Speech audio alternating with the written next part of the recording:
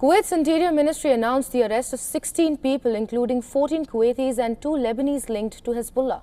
Authorities say the group sought to undermine national security and recruit members for the organization. Weapons, camera drones and Morse code devices were seized during the operation. Meanwhile, Iran's Foreign Minister Abbas Araghchi has signaled a firm stance regarding ongoing regional tensions. He said Iran is not actively pursuing a ceasefire with the US under the current conditions. Let me reiterate that Iran has not signaled or requested a ceasefire. This conflict must end on the condition that it will never be repeated. When we say we do not want a ceasefire, it is not because we seek to continue the war. It is because this time the war must end in a way that the enemies never think of repeating the attacks. I believe they have learned a profound lesson and realized what kind of country they are facing. A country that will not hesitate to defend its own security and is prepared to continue the war at any cost. US President Trump has criticized what he called a lack of enthusiasm from global allies on efforts to unblock the Strait of Hormuz. Singling out UK Prime Minister Keir Starmer, Trump admitted he is not happy with the UK's reluctance to get involved in the war with Iran. Earlier, UK PM Starmer maintained that Britain is working with allies on a plan to keep the Strait of Hormuz open without being drawn into a wider war.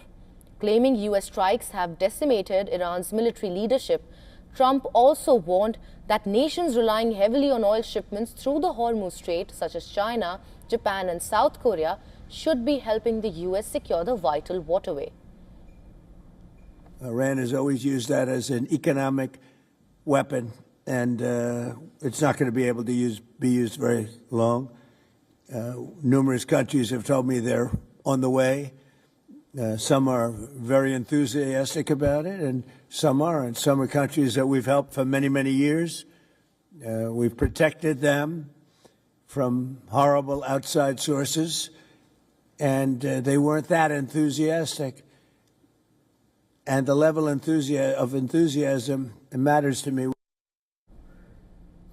And for more on this, our correspondent Susan Tehrani has sent us this report. Listen in. President Trump is projecting confidence that the war with Iran is nearing its end. But his comments on Monday also revealed the strategic challenges Washington still faces. Speaking to reporters from the White House, President Trump said that the conflict will not be finished this week, but instead it will be, quote unquote, wrapped up soon. At the same time, the president is pressing other global powers to help reopen the Strait of Hormuz, saying that he's in talks with roughly 7 countries about joining maritime security efforts. But he also acknowledged that several of America's allies have so far been reluctant. The president is also postponing his planned trip to China, saying that the war requires him to remain in Washington. Susan Tehrani reporting from New York for WION World is One.